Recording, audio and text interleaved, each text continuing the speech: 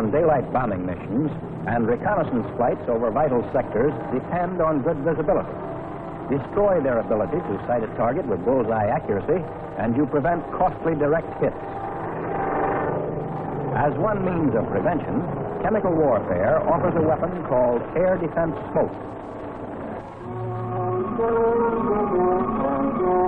At Sault Ste. Marie, Michigan, a demonstration of its use begins with the simulated detection from an observation post of the approach of enemy planes at a great distance. The information is flashed to nearby Fort Brady and a command post which is responsible for the placement and firing of air defense smoke generators.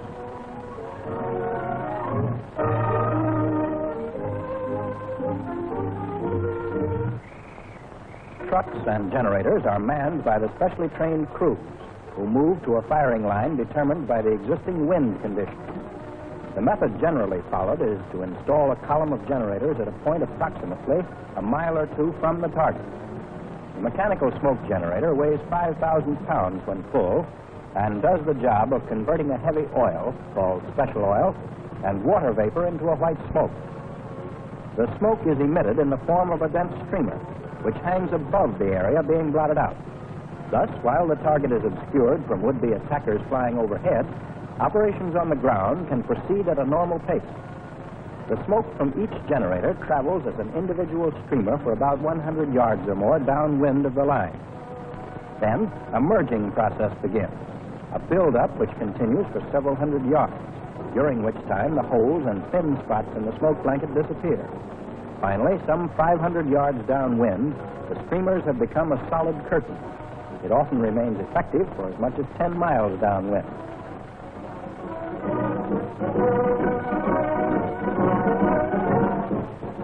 The coverage looks complete even from this height.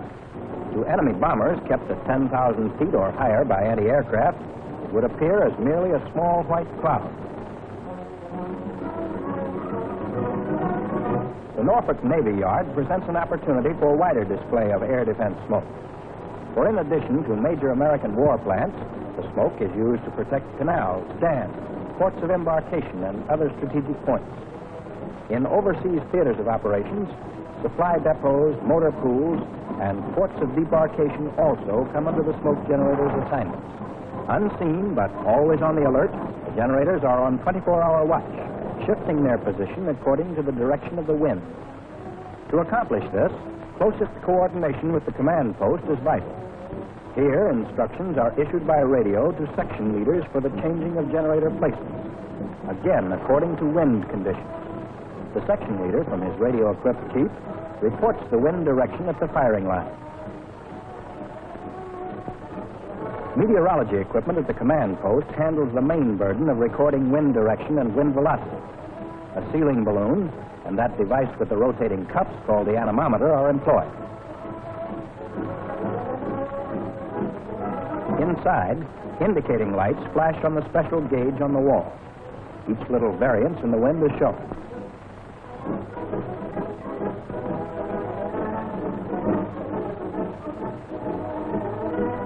All information is recorded on weather maps.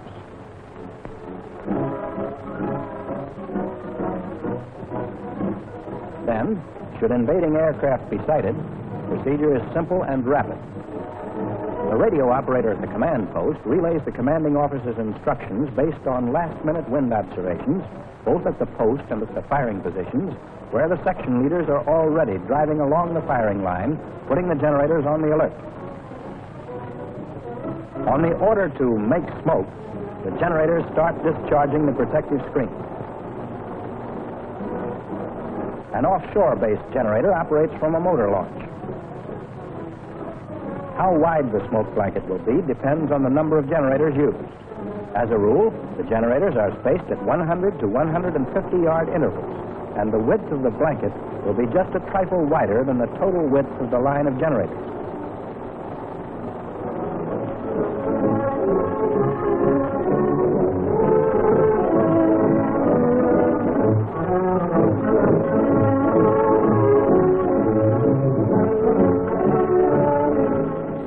Warships and all important installations in the vicinity of the Norfolk Navy Yard are shielded by the overhead blanket of smoke.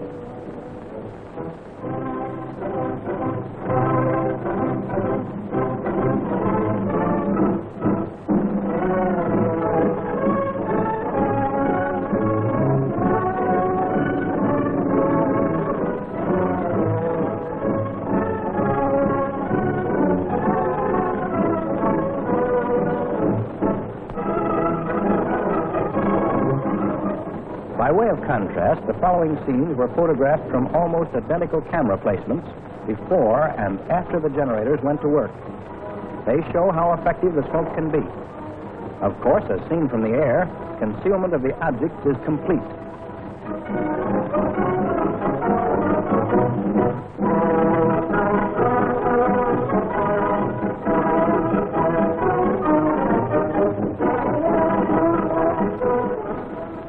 Once again, it should be pointed out that normal activity in the yard is not halted while the smoke blanket is in effect.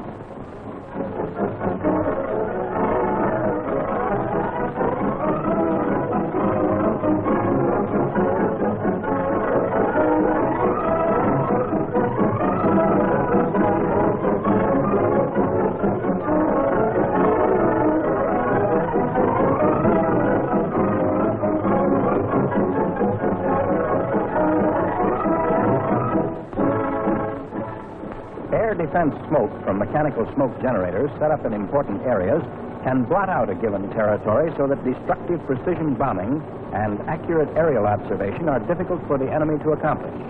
Another effective weapon provided by chemical warfare.